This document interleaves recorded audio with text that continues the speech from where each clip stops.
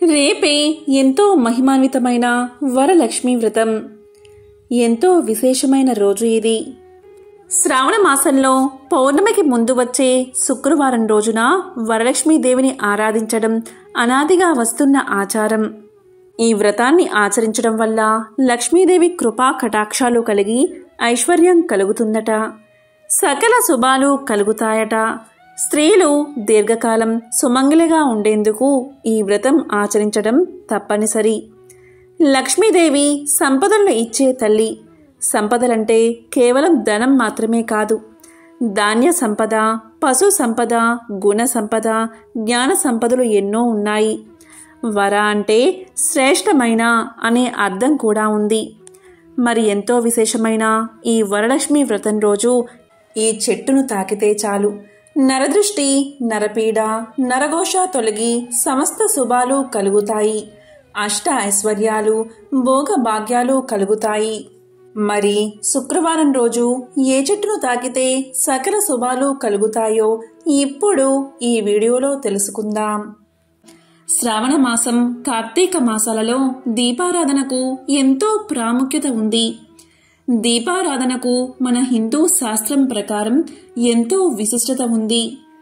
ఏ ఇంట్లో అయితే నిత్యము దీపం వెలుగుతూ ఉంటుందో ఆ ఇంట్లో సుఖ సంతోషాలు, ధనవృద్ధి, సంఘంలో కీర్తి తప్పక వృద్ధవుతాయి.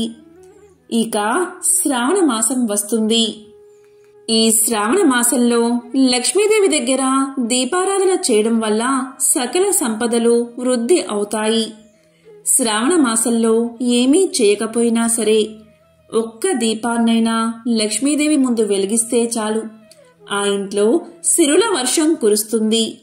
ఇంతటి ప్రాముఖ్యత ఉన్న దీపారాధన సమయంలో తెలియకుండా మనం ఎన్నో తప్పులు చేస్తూ ఉంటాం. దీపారాధన అనేది శాస్త్రాల్లో చెప్పిన విధంగా చేయకపోతే మీకు పూజాఫలం దక్కదు. పైగా దీపారాధన సమయంలో ఇలాంటి తప్పులు చేస్తే మహాపాపం తగులుతుంది. మరి దీపారాధన ఎలా చేస్తే సకల ఐశ్వర్యాలు కలుగుతాయో ఇప్పుడు ఈ వీడియోలో తెలుసుకుందాం. ఒకసారి దేవతల రాజైన దేవేంద్రుడు సంపదలను పోగొట్టుకుని రాజ్యాన్ని కోల్పోయి ఏం చెయ్యాలో తోచక శ్రీ మహావిష్ణువును శరణు వేడాడు. దానికి మహావిష్ణువు ఇలా చెప్పాడు: దేవేంద్ర, ఇంద్ర, ఒక దీపాన్ని వెలిగించి ఆ దీపాన్ని శ్రీ మహాలక్ష్మి స్వరూపంగా భావించి పూజించు అన్నాడు. దేవేంద్రుడు మహావిష్ణువు చెప్పినట్లుగానే దీపాన్ని వెలిగించి ఆరాధించాడు. దానికి సంతృప్తి చెందిన మహాలక్ష్మి ఇంద్రుడికి కోల్పోయిన సంపదను, రాజ్యాన్ని ఇచ్చింది. అలా దీపారాధన చేసి ఇంద్రుడు సకల సంపదలను, రాజ్యాన్ని తిరిగి పొందాడు. అంతటి శక్తి దీపం వెలిగించడం వల్ల వస్తుంది. దీపం జ్యోతి పరబ్రహ్మ స్వరూపంగా మనో వికాసానికి, ఆనందానికి, నవ్వులకు, సద్గుణ సంపత్తికి నిదర్శనంగా భావించి దీపారాధన చెయ్యాలి. దీపం వెలిగే చోట లక్ష్మీదేవి కొలువై ఉంటుంది. అలాంటి ఇంటిని దైవిక శక్తులు ఎల్లవేళలా కాపాడతాయని శాస్త్రాలు చెబుతున్నాయి. అలాంటి దీపాన్ని వెలిగించే సమయంలో మనకు తెలియకుండా చేసే పొరపాట్ల వల్ల ఫలితాన్ని పొందలేము. అవేంటో ఇప్పుడు తెలుసుకుందాం. దీపారాధన చేసేందుకు కొన్ని పద్ధతులు ఉన్నాయి. ఎలా పడితే అలా చేయకూడదు దీపారాధన.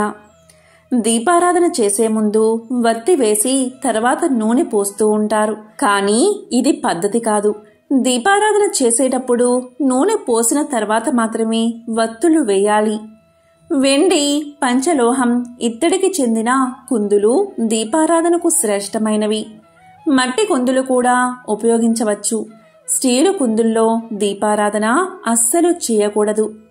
కుందులను రోజు శుభ్రంగా కడిగిన తర్వాతే మళ్లీ దీపారాధనకు ఉపయోగించాలి. అంతేకాని శుభ్రపరచకుండా వత్తులను మార్చుతూ దీపారాధన చేయకూడదు. ఇక దీపారాధన కుందులను లేదా ప్రమిదలను నేరుగా నేల మీద పెట్టకూడదు. ప్రమిద కింద ముగ్గు వేసి ప్లేట్ కానీ ఆకు కానీ అంటే తమలపాకు కానీ రావి ఆకును గాని ఉంచి దానిపైన దీపారాధన చేయాలి. దీపారాధనకు వెండి కుందులు, మట్టి కుందులు శ్రేష్టమైనవి. ఇక దీపారాధన వెలిగించే సమయంలో నేరుగా అగ్గిపులతో వెలిగించకూడదు. ఏకహారతితో కానీ అగరబత్తితో కానీ దీపాలను వెలిగించాలి. ఇక దీపం వెలిగించాక దీపానికి 3 చోట్ల కుంకుమ బొట్లు పెట్టి అక్షింతలు వేసి దీపానికి నమస్కారం చేయాలి. ఎప్పుడైనా సరే దీపం వెలిగాక కనీసం అరగంట వరకు కొండెక్కకుండా చూసుకోవాలి. అరగంటకు మించి వెలిగేలా చూసుకుంటే ఇంకా మంచిది. అంతకన్నా తక్కువ సమయంలో దీపం కొండెక్కితే మనం దీపం వెలిగించిన పుణ్యం మనకి దక్కదు.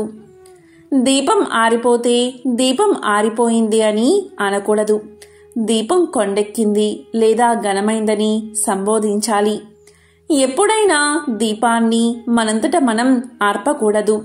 అలాగే దీపాన్ని ఒక ఒత్తితో వెలిగించరాదు. ఒక ఒత్తితో కేవలం శవం దగ్గర మాత్రమే వెలిగిస్తారు.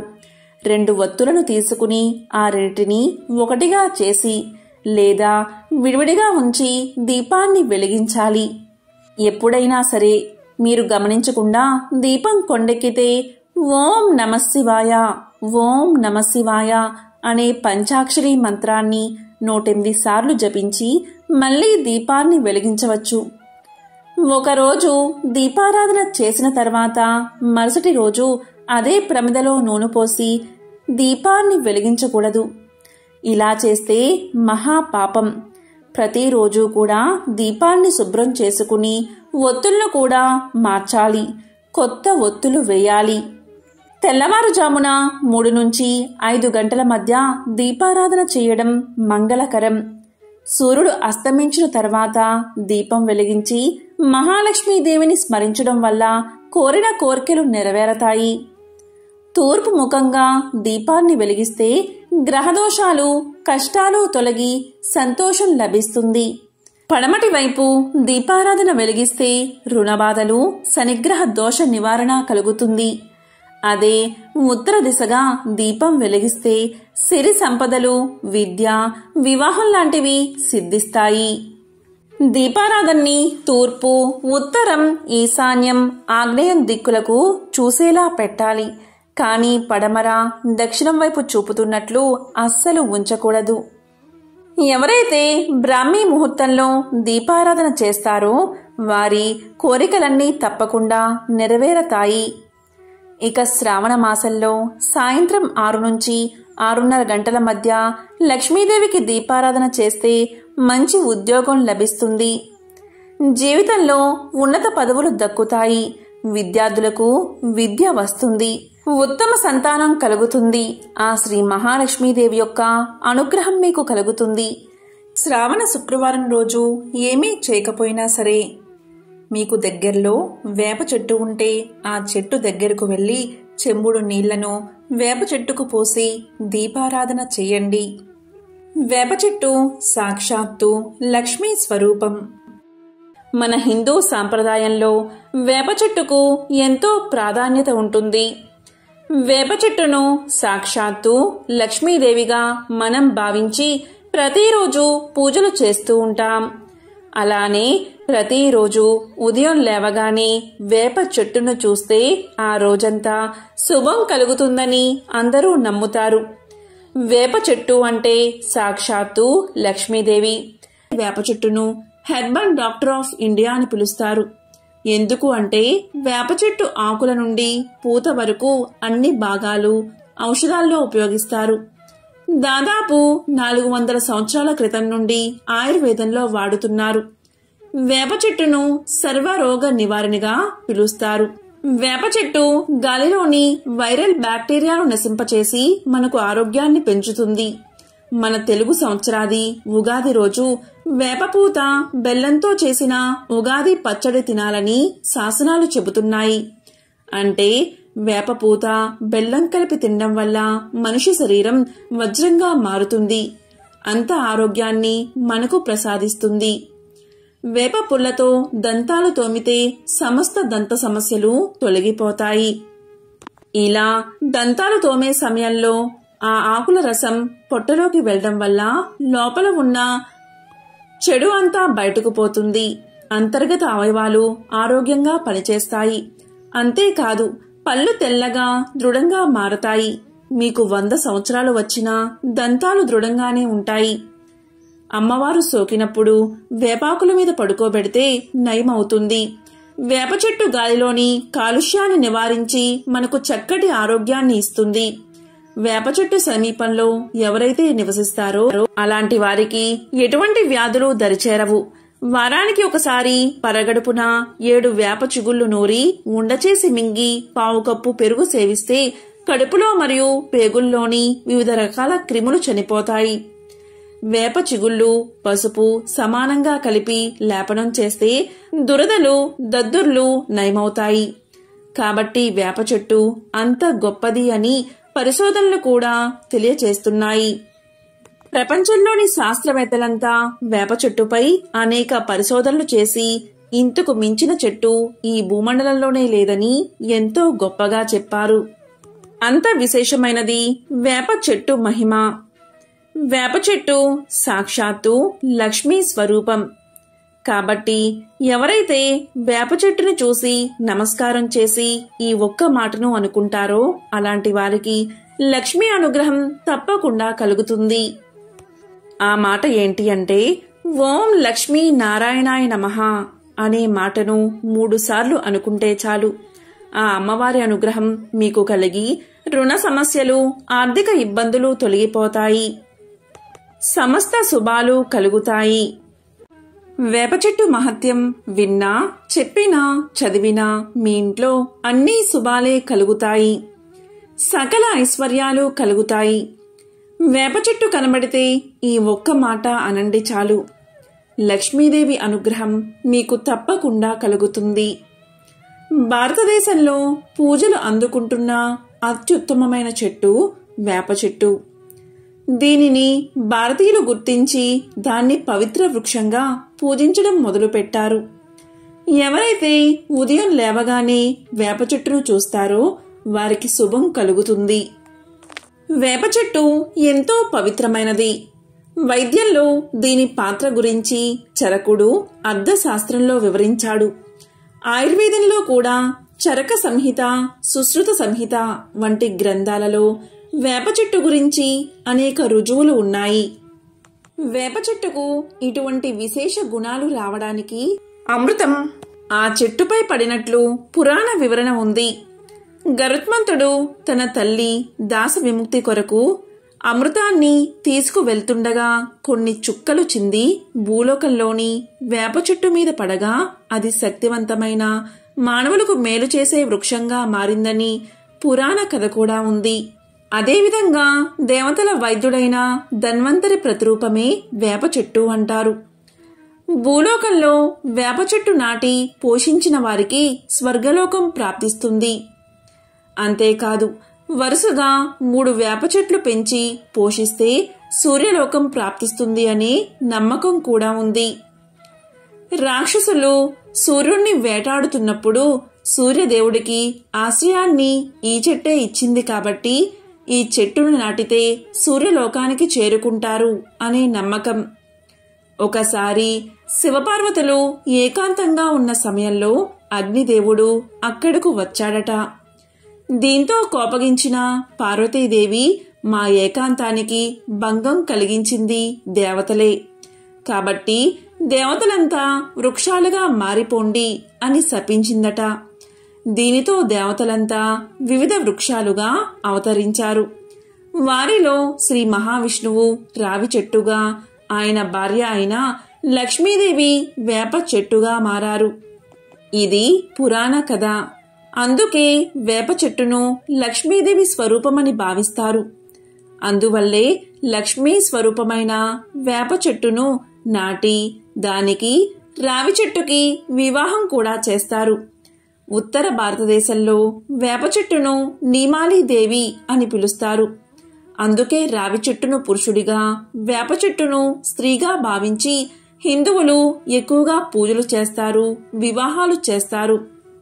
ఇలా జంట వృక్షాలను పూజిస్తే దాంపత్య దోషాలు తొలగిపోతాయని, దాంపత్యం అన్యోన్యంగా ఉంటుందని శాస్త్రాలు కూడా చెప్తున్నాయి. ఎవరైతే వేప చెట్టును ముట్టుకుని నమస్కారం చేస్తారో అలాంటి వారికి లక్ష్మీదేవి అనుగ్రహం తప్పకుండా కలుగుతుంది. హిందూ సనాతన ధర్మంలో వేప వృక్షానికి ఉన్న ప్రాధాన్యత అత్యంత విశేషమైనది. ఎవరైతే పగటిపూట వేప చెట్టు నీడలో విశ్రమిస్తారో అలాంటి వారు ఆరోగ్యవంతులుగా ఎక్కువ కాలం జీవిస్తారని ప్రాచీన ఆయుర్వేద గ్రంథంలో చరకుడు తెలియచేశాడు. వేప చెట్టు గొప్పతనం గురించి వివరించే ఒక కథ ఇప్పుడు తెలుసుకుందాం. పూర్వం మలయాళ దేశంలో జామరిన్ అనే రాజు ఉండేవాడు. ఆయన ఒకసారి తన రాజ్యమంతటా చింత చెట్టు నాటించడానికి ఆ పనికి తన మంత్రిని ఉపయోగించాడు. ఆ రాజ్యంలో నంబియార్ అనే గొప్ప వైద్యుడు ఉండేవాడు. మూలికా వైద్యంలో నంబియార్కు పెట్టింది పేరు. ఆ కాలంలో ఢిల్లీ పాదుషా దగ్గర ఉండే అరబ్బీ హకీం ప్రకృతి వైద్యంలో అద్భుత ప్రజ్ఞ కలవాడు. నంబియార్ కూడా దాదాపు ఆయనతో సమానమైన వైద్యుడని ప్రజలు చెప్పుకునేవారు. రాజు దేశమంతటా చింత చెట్లు నాటిస్తున్నాడని తెలియగానే నంబియార్ రాజు దగ్గరకు వెళ్లి ఇలా పలికాడు: రాజా, చింత చెట్లు నాటించవద్దు. అవి ప్రస్తుతం చాలానే ఉన్నాయి కదా. వేప చెట్లు నాటించండి. అలా చేస్తే ప్రజలు ఆరోగ్యంగా ఉంటారు, అంటువ్యాధులు దరిచేరవు అని తెలియచేశాడు. దానికి రాజు ఒప్పుకోక ఇలా అన్నాడు: చింత చెట్లు వల్ల అనేక ఉపయోగాలు ఉన్నాయి. చింతపండుకు మంచి గిరాకీ ఉంది. చింత చెట్టుతో చేసినవి శ్రేష్టమైనవి. చింత చిగురు, చింత పువ్వు ఎంతో రుచిగా ఉంటాయి. దారుల వెంట చింత చెట్లు నాటితే ఎవరి పోషణ అవసరం లేకుండానే అవి బ్రహ్మాండమైన చెట్లుగా పెరిగి ప్రయాణికులకు చల్లని నీడనిస్తాయి. వేప చెట్టు వల్ల ప్రయోజనం ఏమిటి అని రాజు అన్నాడు. ఈ మాటలకు నంబియార్ రాజుకు ఎదురు చెప్పకుండా వెనుతిరిగి వెళ్లిపోయాడు. అలా వెళ్తూ వెళ్తూ మంత్రి ఇంటికి చేరుకున్నాడు. మంత్రి నంబియార్కు స్వాగతం పలికాడు. అప్పుడు నంబియార్ మంత్రి వైపు చూస్తూ ఉండిపోయాడు. అప్పుడు మంత్రిగారు నవ్వుతూ, ఎందుకు మీరు అలా నన్ను పరీక్షగా చూస్తున్నారు? మీ దయ వల్ల నా ఆరోగ్యానికి ఎటువంటి లోపం లేదు అన్నాడు. దానికి నంబియార్ గంభీరంగా, ఇప్పుడేమీ లోపం లేదు, కానీ 6 మాసాలలో మీకు భయంకరమైన జబ్బు చెయ్యబోతుంది. సకాలంలో దానికి తగిన చికిత్స చెయ్యాలి, లేకపోతే చాలా ప్రమాదం అన్నాడు. నంబియార్ మాటలకు మంత్రి కంగారు పడి, అయితే తక్షణమే వైద్యాన్ని ప్రారంభించండి అన్నాడు. దానికి నంబియార్ ఇలా పలికాడు: ఈ వ్యాధి వైద్యానికి లొంగేది కాదు. మీరు వెంటనే బయలుదేరి ఢిల్లీలో పాదుషా దగ్గర ఉండే హకీంని చూడడం మంచిది అన్నాడు. దానికి మంత్రి ఇలా అన్నాడు: అంత దూరం ఏదో విధంగా కష్టపడి వెళ్తే మాత్రం ఆయన నన్ను సరిగ్గా చూస్తాడా అన్నాడు. దానికి నంబియార్ ఇలా అన్నాడు: హకీం గారికి అటువంటి తేడాలేమీ లేవు.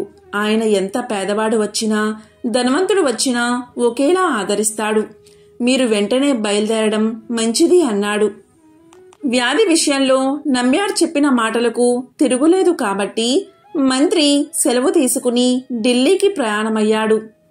ఆయన బయలుదేరే సమయంలో నంబియార్ ఒక సలహా ఇచ్చాడు.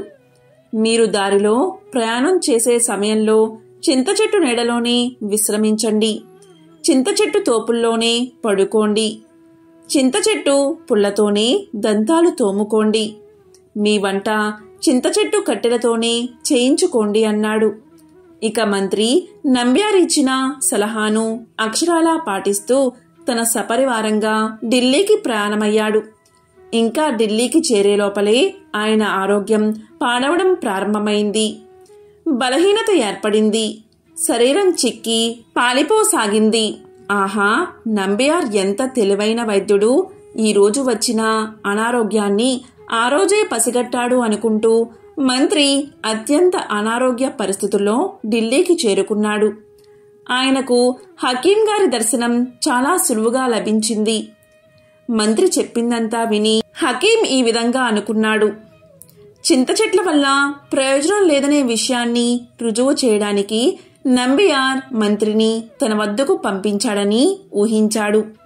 ఇక మంత్రితో హకీం ఇలా అన్నాడు, మీ వ్యాధి గొప్పదే, కానీ చికిత్స చాలా సులువైనది అని పలకగానే మంత్రి అదేమిటో సెలవియ్యండి అన్నాడు. వెంటనే హకీం ఇలా చెప్పాడు, మీరు వెంటనే బయలుదేరి మీ దేశానికి వెళ్ళిపోండి. వెళ్ళేటప్పుడు వేప చెట్ల నీడలోనే విశ్రమించండి. వేప చెట్ల మండలంతో ఇసురుకోండి. వేప చెట్ల పుల్లతోనే దంతాలు తోముకోండి. వేప చెట్ల పుల్లతోనే వంటలు చేసుకోండి. ఇంతకంటే మీ వ్యాధికి మరొక చికిత్స అవసరం లేదు. నా తరపున నంబియార్ గారికి 1000 సలాములు చెప్పండి. ఇక వెళ్ళిరండి అన్నాడు. ఇక మంత్రి సపరివారంగా స్వదేశానికి బయలుదేరాడు. ఇక హకీం చెప్పినట్లు వేప చెట్టు నీడలోనే పడుకునేవాడు. వేప చెట్ల గాలిని పీలుస్తూ తన ఆరోగ్యాన్ని తిరిగి సంపాదించుకోగలిగాడు. ఇక మంత్రి స్వదేశానికి చేరేసరికి పూర్వం కన్నా రెట్టింపు బలము, కళ ఆయనలో కనబడ్డాయి. మంత్రి ఇల్లు చేరగానే నంబియార్ ఆయన్ని చూడ్డానికి వచ్చాడు. అప్పుడు మంత్రి తన అనుభవాన్ని నంబియార్తో చెప్పాడు. దానికి నంబియార్, తక్షణమే రాజుగారి వద్దకు వెళ్దాం. మీ అనుభవాల గురించి మనం తక్షణమే రాజుగారికి విన్నవిద్దామన్నాడు. ఇక ఇద్దరూ కలిసి రాజు దగ్గరకు వెళ్లారు. రాజు మంత్రి అనుభవాలు విని ఆశ్చర్యపోయాడు. ఇంతలో నంబియార్ ఇలా అన్నాడు, ఇందులో నా తప్పు చాలా ఉన్నందుకు మీ ఇద్దరూ నన్ను మన్నించాలి. మంత్రిగారికి ఏ జబ్బు లేకుండానే నేను ఆయన్ని ఢిల్లీ ప్రయాణం చేయించాను. చింత చెట్టు కన్నా వేప చెట్టు మంచిది అని నిరూపించడమే నా ఉద్దేశం అని నంబియార్ వేప చెట్టు మహిమ గురించి రాజుకు మంత్రికి చెప్పాడు. రాజా, ఇప్పటికైనా ప్రజల మేలు కోరి చింత చెట్లు నాటడం మాని వేప చెట్లు నాటించండి అని వేడుకున్నాడు. అందుకు రాజు చింత చెట్ల కన్నా వేప చెట్ల మహిమ తెలుసుకుని దేశమంతటా వేప చెట్లు నాటించాడు. అందుకే వేప చెట్టును హెర్బల్ డాక్టర్ ఆఫ్ ఇండియా అని పిలుస్తారు. ఎందుకు అంటే వేప చెట్టు ఆకుల నుండి పూత వరకు అన్ని భాగాలు ఔషధాల్లో ఉపయోగిస్తారు. దాదాపు 400 సంవత్సరాల క్రితం నుండి ఆయుర్వేదంలో వాడుతున్నారు. వేప చెట్టును సర్వరోగ నివారణగా పిలుస్తారు. వేప చెట్టు గాలిలోని వైరల్ బ్యాక్టీరియాను నశింపచేసి మనకు ఆరోగ్యాన్ని పెంచుతుంది. మన తెలుగు సంవత్సరాది ఉగాది రోజు వేపపూత బెల్లంతో చేసిన ఉగాది పచ్చడి తినాలని శాసనాలు చెబుతున్నాయి. అంటే వేపపూత బెల్లం కలిపి తినడం వల్ల మనిషి శరీరం వజ్రంగా మారుతుంది. అంత ఆరోగ్యాన్ని మనకు ప్రసాదిస్తుంది. వేప పుల్లతో దంతాలు తోమితే సమస్త దంత సమస్యలు తొలగిపోతాయి. ఇలా దంతాలు తోమే సమయంలో ఆ ఆకుల రసం పొట్టలోకి వెళ్లడం వల్ల లోపల ఉన్న చెడు అంతా బయటకు పోతుంది. అంతర్గత అవయవాలు ఆరోగ్యంగా పనిచేస్తాయి. అంతేకాదు పళ్ళు తెల్లగా దృఢంగా మారతాయి. మీకు 100 సంవత్సరాలు వచ్చినా దంతాలు దృఢంగానే ఉంటాయి. అమ్మవారు సోకినప్పుడు వేపాకుల మీద పడుకోబెడితే నయమవుతుంది. వేప చెట్టు గాలిలోని కాలుష్యాన్ని నివారించి మనకు చక్కటి ఆరోగ్యాన్ని ఇస్తుంది. వేప చెట్టు సమీపంలో ఎవరైతే నివసిస్తారో అలాంటి వారికి ఎటువంటి వ్యాధులు దరిచేరవు. వారానికి ఒకసారి పరగడుపున 7 వేప చిగుళ్లు నూరి ఉండచేసి మింగి 1/4 కప్పు పెరుగు సేవిస్తే కడుపులో మరియు పేగుల్లోని వివిధ రకాల క్రిములు చనిపోతాయి. వేప చిగుళ్ళు పసుపు సమానంగా కలిపి లేపనం చేస్తే దురదలు దద్దుర్లు నయమవుతాయి. కాబట్టి వేప చెట్టు అంత గొప్పది అని పరిశోధనలు కూడా తెలియచేస్తున్నాయి. ఎంతో విశేషమైన ఈ శ్రావణ శుక్రవారం వరలక్ష్మి వ్రతం రోజు వేప చెట్టును తాకినా చాలు ఆ అమ్మవారి సంపూర్ణ అనుగ్రహం మీకు కలుగుతుంది. సకల శుభాలు కలుగుతాయి. ఓం శ్రీ మహాలక్ష్మియే నమః. ఓం శ్రీ మాత్రే నమః.